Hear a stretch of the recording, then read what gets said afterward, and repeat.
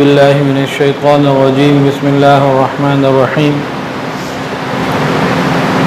إن الله بالناس لرؤوف رحيم سبحان ربك رب العزة عما يصفون وسلام على المرسلين والحمد لله رب العالمين اللهم صل على سيدنا ومولانا محمد وعلى آل سيدنا ومولانا محمد وبارك وسلم اللهم صل على سيدنا ومولانا محمد وعلى آل سيدنا ومولانا محمد وبارك وسلم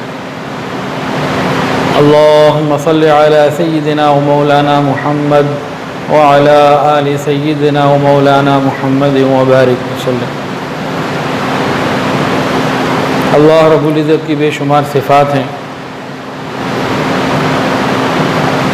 اللہ رب العزت کی باتیں بہت زیادہ ہیں. اس کی تعریف، اس کی عظمت، اس کی کبریائی بہت اللہ رب العزت کی بڑی ذات ہے. اللہ تعالیٰ کی ذات تو اللہ کی ذات ہے. ہم تو اللہ تعالیٰ کی ذات کا تعارف بھی پوری طرح نہیں کروا سکتے. تو ذات کو سمجھنا تو بہت مشکل ہے. اتنا ہے کہ رحمت اور محبت والی ذات ہے. اپنے بندوں پہ بڑی مہربان ذات ہے. بہت قدردان ذات ہے. اللہ تعالیٰ کی صفات میں سے ایک صفت ہے قدردانی. اللہ رب العزت قدردان ہے. اللہ تعالیٰ قدردان ہے. قدردانی کسے کہتے ہیں؟ قدردانی کہتے ہیں کہ کسی دوسرے کے اوپر اپنی محبت کی وجہ سے اتنا مہربان ہونا کہ اس کے کیے ہوئے کسی عمل کو ضائع نہ کرنا اور اس کی امید سے بڑھ کر، اس کی حیثیت سے بڑھ کر اس کو اجر، بدلہ اور انعام عطا فرما دینا، یہ قدردانی کہلاتا ہے. اللہ تعالیٰ قدردان ہیں. اور قدردانی کسے کہتے ہیں؟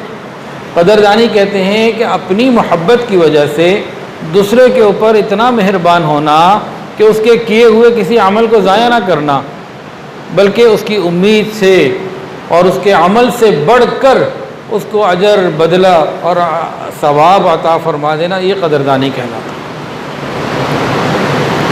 اس کی چند مثالیں سمجھ لیجئے.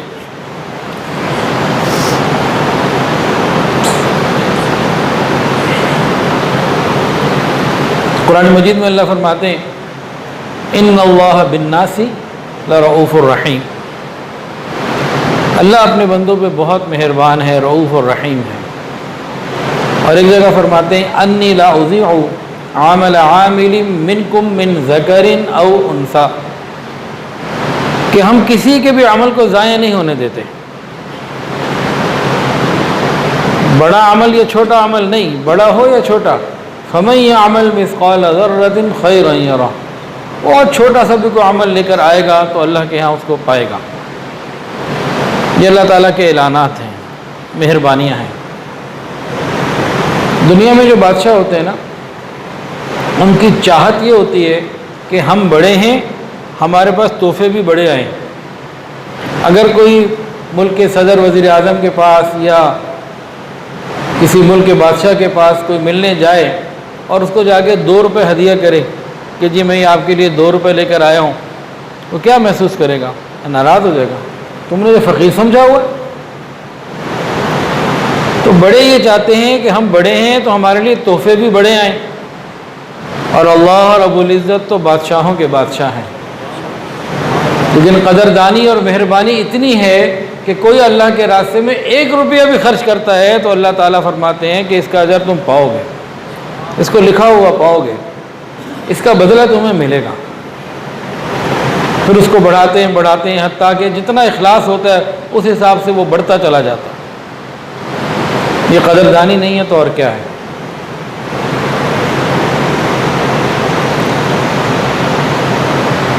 دنیا میں جو آفیسز ہوتے ہیں نا، مختلف سرکاری دفاتر، غیر سرکاری دفاتر، تو وہاں کچھ افسر ہوتے ہیں، کچھ ماتحت ہوتے ہیں.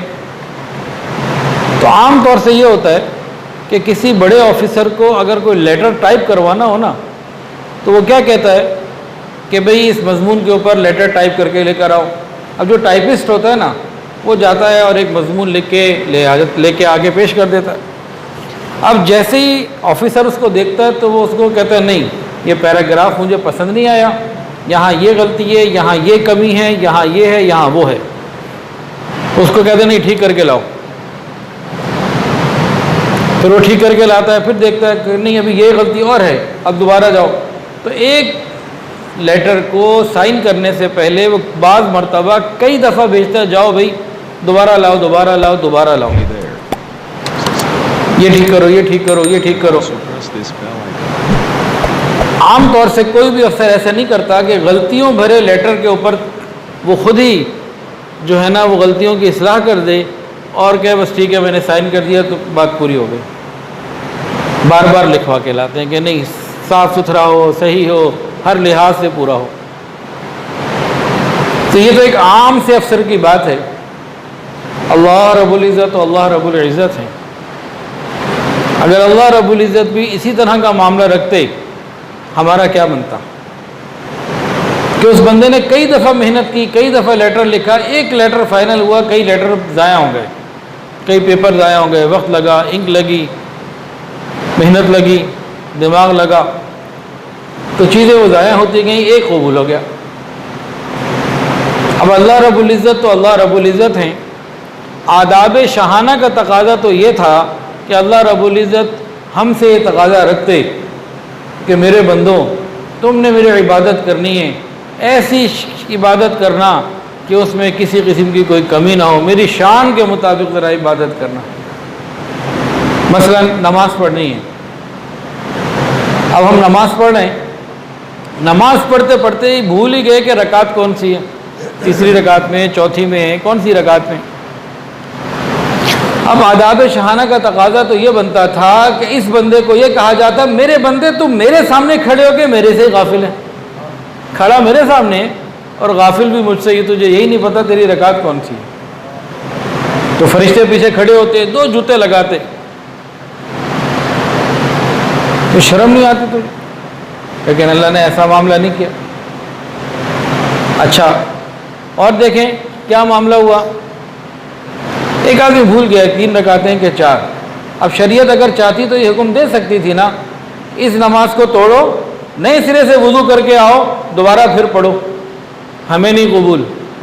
ٹھیک ہے جوتے نہیں لگوا رہے، لیکن ہمیں ایسی بات بھی نہیں چاہیے، جاؤ نئے سرے سے، جیسے وہ افسر بھیجے نا بار بار جاؤ، بار بار ٹائپ کر کے لاؤ، اب جاؤ نئے سرے سے وضو کرنے جاؤ اور پھر آگے دوبارہ نماز پڑھو۔ یہ بھی نہیں کیا۔ یہ کیوں نہیں کیا؟ کہ اس میں بندے کی جو محنت ہے وہ ضائع ہوتی۔ حکم کیا دیا شریعت نے؟ شریعت نے یہ کہا میرے بندوں تم نے غلطی کی نماز میں، تمہیں نہیں یاد رہا، تم نے کھڑے ہو کے فاتحہ پڑھنی تھی، قرآن کی تلاوت کرنی تھی، تم نے کھڑے ہو کے تحیات پڑھنی شروع کر دی۔ اب اگر واجب درجے تک کی کوئی غلطی تم کر چکے ہو، آخر میں سجدہ صاف کر لینا، ہم اس غلطیوں بھری نماز کو قبول کر لیں گے، ہم اس کو رد نہیں کریں گے، اسی غلطی نہ بھری نماز کو قبول کر لیں گے۔ یہ کیوں ہے؟ کہ اللہ چاہتے ہیں کہ میرے بندے کا کوئی عمل ضائع نہ ہو۔ انی لا اضیع عمل عامل منکم من ذکر او انثی۔ اچھا ایک بندہ خود یہ چاہے کہ بھئی میں نماز پڑھ رہا تھا، غلطی ہو گئی ہے، مجھے بڑا شرم آ رہی ہے، چلو میں خود ہی نماز توڑتا ہوں، اب میں نئے سرے سے شروع کروں گا تاکہ بغیر غلطی کے اچھی نماز ادا کروں۔ اب کوئی اگر یہ چاہے تو کیا وہ نماز توڑ سکتا ہے؟ بالکل نہیں توڑ سکتا۔ کیوں؟ یہ چاہتا ہے کہ میں توڑ دوں، اب شریعت اسے منع کر رہی ہے، نہیں تم نہیں توڑ سکتے ہو، کہ اللہ تعالیٰ قدردان ہے، وہ تمہاری محنت کو ضائع نہیں ہونے دینا چاہتا۔ تم سجدہ صاف کر لینا، تمہاری غلطیوں بھری نماز قبول ہو جائے۔ اللہ رب العزت قدردان ہے۔ اور قدردانی کی مثالیں غور کیجئے۔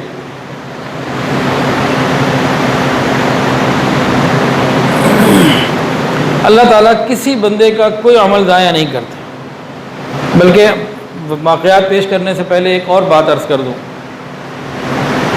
شریعت نے ہمیں حکم دیا کہ اگر کسی مزدور سے مزدوری کرواؤ تو اس کا پسینہ خشک ہونے سے پہلے اسے مزدوری دے دینا۔ شریعت نے یہی حکم دیا نا ہمیں۔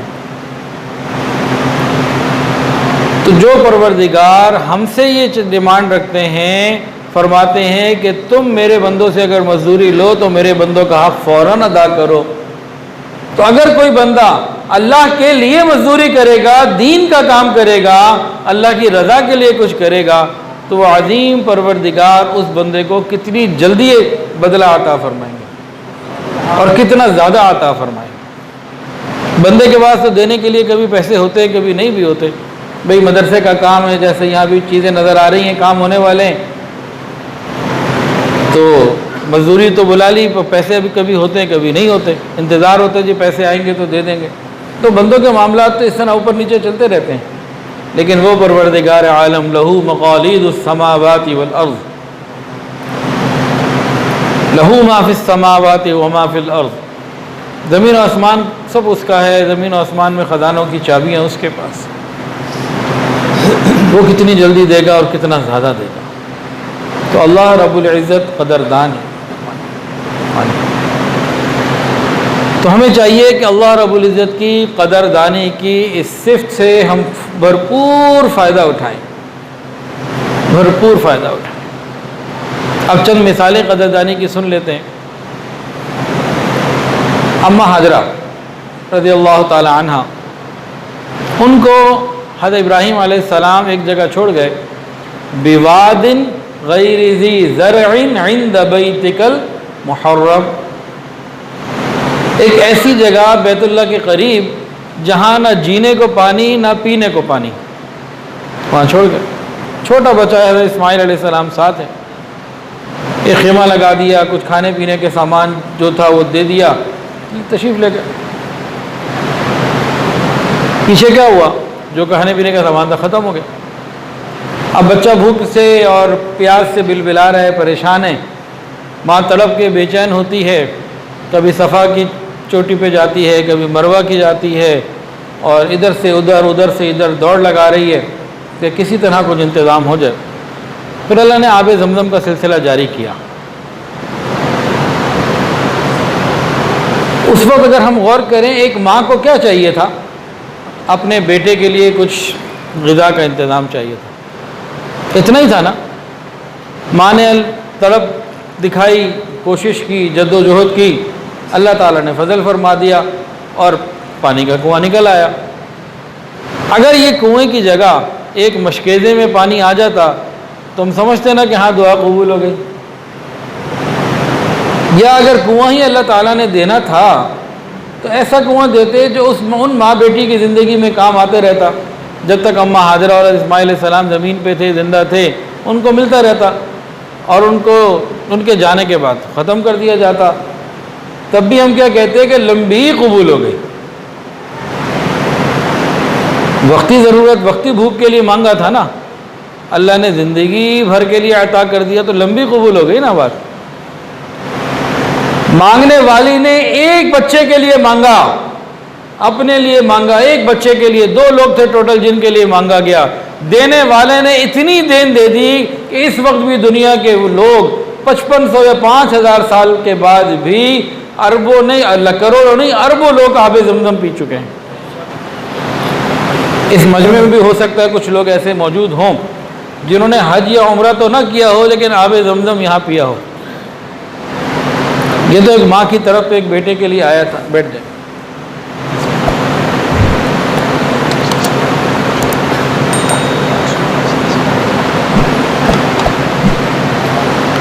تو مانگنے والے نے تو تھوڑا مانگا، دینے والے نے بہت زیادہ دیا۔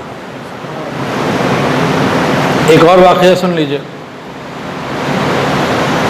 حضرت عمر فاروق رضی اللہ تعالی عنہ، مکہ مدینے کے درمیان کا کوئی مقام ہے، خلیفہ ہیں اس وقت، امیر المومنین ہیں۔ رات کو کہیں پڑاؤ ڈالا ہوا تھا، تو رات میں کسی وقت آنکھ کھلی، ٹھنڈی ہوا چل رہی تھی، موسم خوشگوار تھا، آسمان پہ دیکھا تو آسمان کا چاند نظر آیا۔ پھر آسمان کے چاند سے پھر ان کو مدینہ کا چاند یاد آ گیا. پھر انہوں نے اللہ سے مانگا یا اللہ اللہم ارزقنی شہادتا فی سبیلک واجعل قبری فی بلد حبیبک. اے اللہ مجھے اپنے راستے کی شہادت عطا فرما اور اپنے حبیب صلی اللہ علیہ وسلم کے شہر میں دفن ہونا نصیب فرما. یہ مانگا وہاں. تو مانگنے والے نے کیا مانگا؟ ایک شہادت اور ایک جنت البقیع. مدینہ میں کون سا قبرستان ہے بھائی؟ ایک ہی قبرستان ہے. اس وقت بھی ایک تھا، آج بھی ایک ہے، جنت البقیع. تو دو چیزیں مانگی. لیکن صحابہ حیران تھے کہ دعا مانگنے والے نے مانگ تو لی، قبول کیسے ہوگی؟ ان کے نزدیک اس دعا کا قبول ہونا ایک مشکل بات تھی. وہ وجہ کیا تھی؟ وجہ یہ تھی کہ اس وقت اسلامی سرحدیں پھیلتی چلی جا رہی تھیں، اور جہاں بارڈر سے وہ بہت دور تھے، سینکڑوں ہزاروں میل دور تھے دارالحکومت مدینہ طیبہ سے. ریاست مدینہ بہت بڑی تھی. تو اب شہید ہونے کے لیے جانا پڑے گا کہیں مصر کے بارڈر پہ، کہیں آذربائیجان کی طرف، اور کہیں جناب ایران کی سائڈ پہ کہیں. اگر وہاں شہید ہوتے ہیں تو دفن مدینہ میں کیسے ہوں؟ اور مدینہ میں دفن کیسے؟ اگر دفن ہوتے ہیں تو یہاں شہادت کیسے؟ تو دارالامن ہے، ہر طرف امن ہے. تو سمجھ میں نہیں آتی تھی دعا قبول کیسے ہوگی. انہوں نے مانگا ہے کہ شہادت بھی ملے، مدینہ کی مٹی بھی ملے. اب مدینہ میں شہادت کیسے ملے؟ شہادت کے لیے جانا ہے بارڈر پہ، اور وہاں شہید ہونے کے بعد باڈی کو واپس لے کے آنا یہ شریعت منع کرتی ہے. اب کیا ہوگا؟ تو وہ مانگتے تھے. تو دیکھیں بھئی، مانگنے والے کا کام ہے مانگنا، بس. وہ دینے والے کی دین ہے، وہ خود ہی سوچتا ہے، خود ہی بناتا ہے طریقے کہ کیسے دینا ہے. اب حضرت عمر فاروق رضی اللہ تعالیٰ نے کیا مانگا تھا؟ مدینہ کی مٹی اور مدینہ کی شہادت. بس دو باتیں مانگی تھیں، اس سے زیادہ انہوں نے کچھ نہیں مانگا. دینے والوں نے کیا دیا؟ اور یہ دونوں چیزیں دیں، لیکن کس شان اور کس اہتمام کے ساتھ عطا فرمائی، اس پہ غور کیجئے.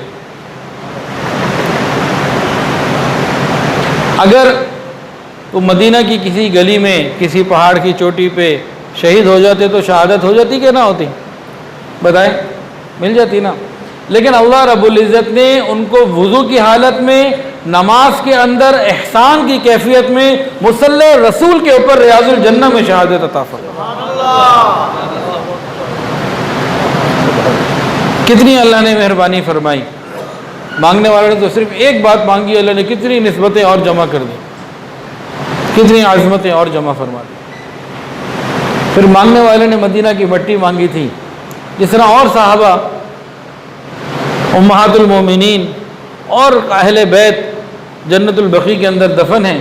اگر عمر فاروق رضی اللہ تعالیٰ عنہ بھی اس شہادت کے بعد جنت البقیع میں دفن ہو جاتے تو کیا دعا قبول ہوتی کہ نہ ہوتی؟ دعا قبول ہو گئی تھی. لیکن مانگنے والے نے تو صرف جنت البقیع مدینہ کی مٹی مانگی تھی، دینے والے نے نبی کے قدموں میں پہنچا دی. ریاض الجنہ کے اندر قبر بن گئی، نبی علیہ السلام کے ساتھ سلسلہ ہو گیا. تو مانگنے والے نے جب جو مانگا، دینے والے کی دین ہمیشہ اس سے زیادہ رہے، وہ قدردان ہے. تو ہم بھی اللہ سے خوب مانگا کریں، خوب مانگا کریں.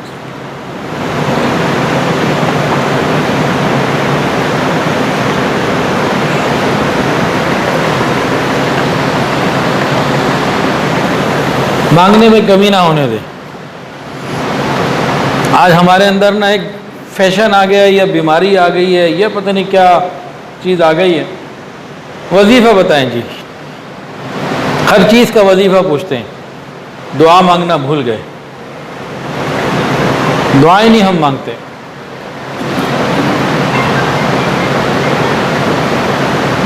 کیا ہم میں سے کوئی ایسا ہے کہ جو عادت کے مطابق روزانہ 10 15 20 منٹ یوں ہاتھ اٹھا کے اللہ سے مانگتا ہو؟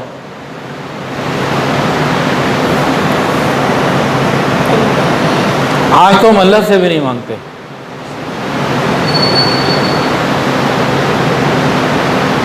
تو مانگنے کی عادت بنائیں.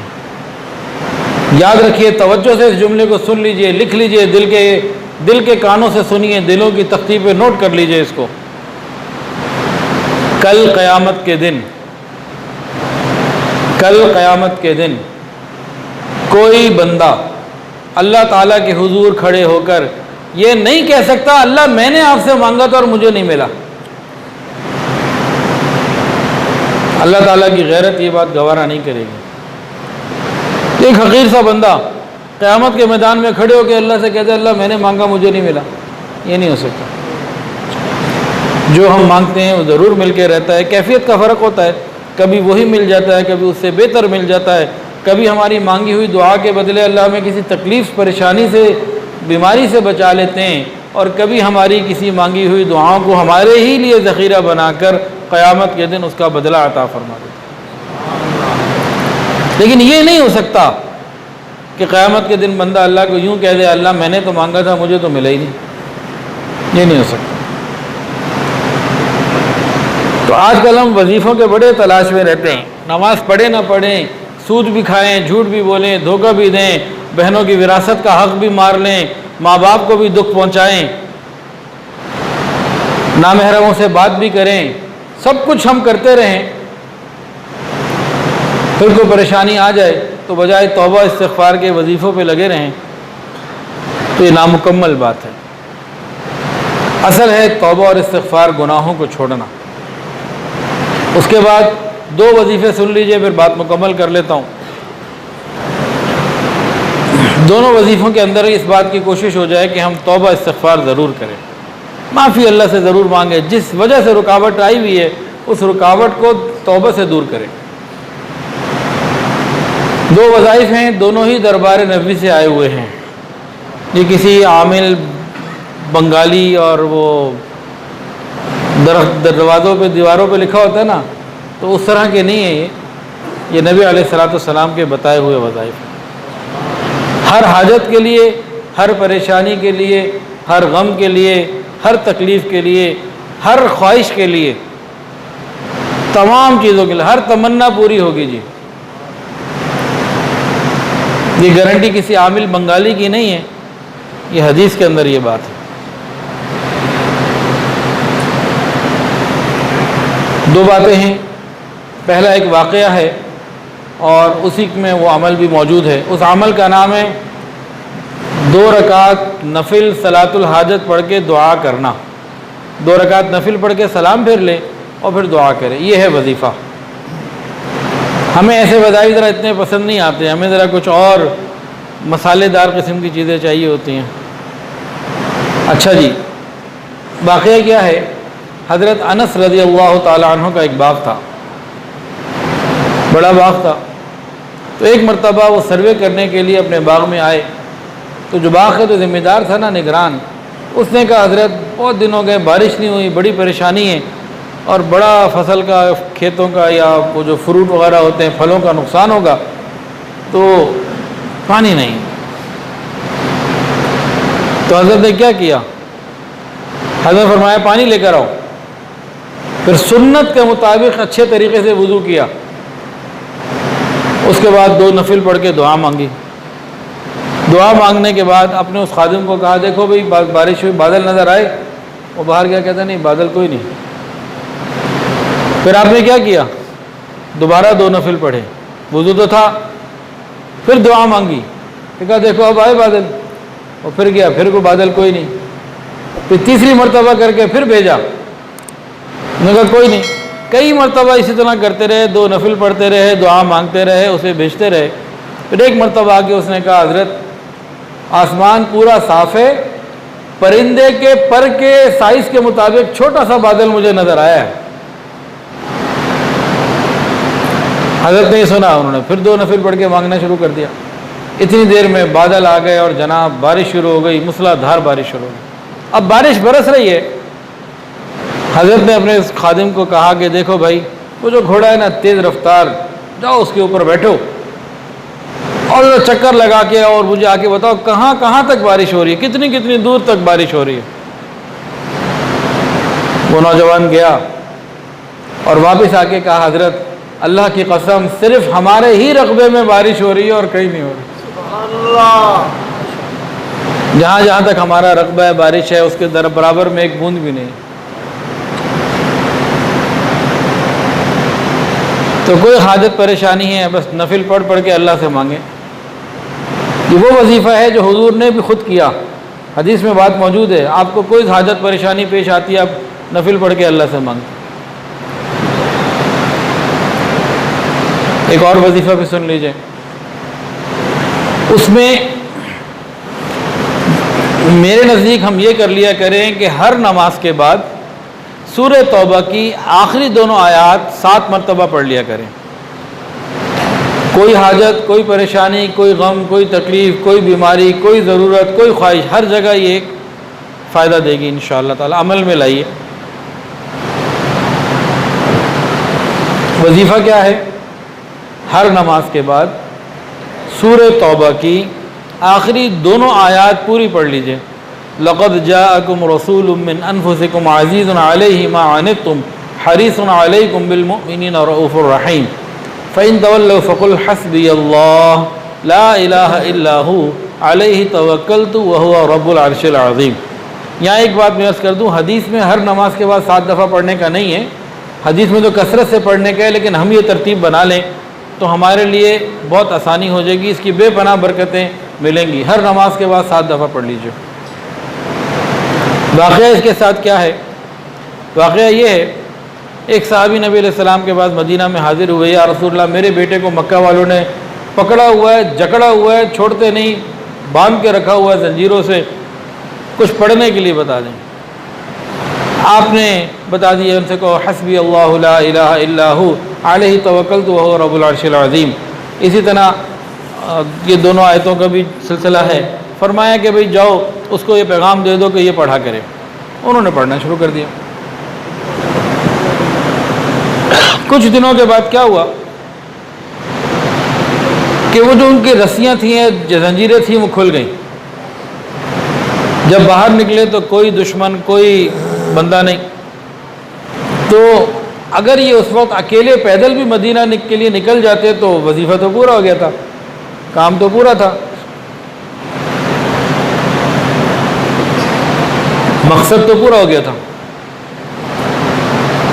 لیکن اللہ کی شان اور اللہ کی دین ہمیشہ ہماری ضرورت اور مانگ سے زیادہ ہوتی ہے, اوقات سے زیادہ ہوتی ہے.